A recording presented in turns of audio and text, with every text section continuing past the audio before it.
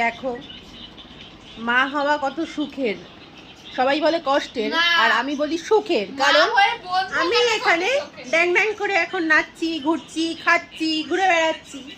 আর এই যে আমার বোন, হ্যাঁ এই যে খাবারটা নিয়ে বসে আছে, ও নিজে খাচ্ছে না, এটা হচ্ছে ও আমার ছেলেকে খাওয়াচ্ছে। আমার ছেলের রাতের ডিনার এখন সারছে, এই যে মাসি খাইয়ে দিচ্ছে দিদির ছেলেকে।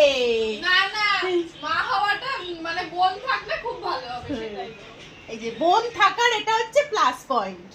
হ্যাঁ এই যে বোন, এই যে খাইয়ে দিচ্ছে, তার কি বোনপো না ভাগ্নে কি বলে, যাই হোক খাইয়ে দিচ্ছে তাকে। আর আমি নাচছি, কুদছি, খাচ্ছি, ঘুরছি। গাইস কোনোদিনও দিদির ছেলে মেয়ে হলে বাড়ি থেকে চলে যাবেন, থাকবেন না, আসবেন না এখানে। দেখুন কি সুন্দর। ও আরেকটা জিনিস, নখ ভেঙে গেছে। কি মানে হচ্ছে কি জানো, ক্রিকেট খেলতে গিয়ে এই যে নখ ভেঙে গেছে। আমার এত বড় নখগুলো, নখ ভেঙে গেছে আমার। মানে দিদির ছেলে তার শখ পূরণ করার জন্য মাসির সঙ্গে ক্রিকেট খেলছিল, শখ না আবদার করেছে মাসিকে যে আমার সঙ্গে ক্রিকেট খেলতে হবে, কেউ নেই তার সঙ্গী, তাই জন্য মাসির সঙ্গে ক্রিকেট খেলতে গিয়ে মাসির শখের নখ অনেক দিন থেকে, মানে অনেক দিন ধরে বড় করেছে মাসি নখগুলোকে। সেই নখ মাসির বল একদিনে কি 1 সেকেন্ডের মধ্যে নখ মাসির শেষ করে ফেলেছে। এই না হলে কি বনপো না কি বলে, যাই হোক সেই একটা।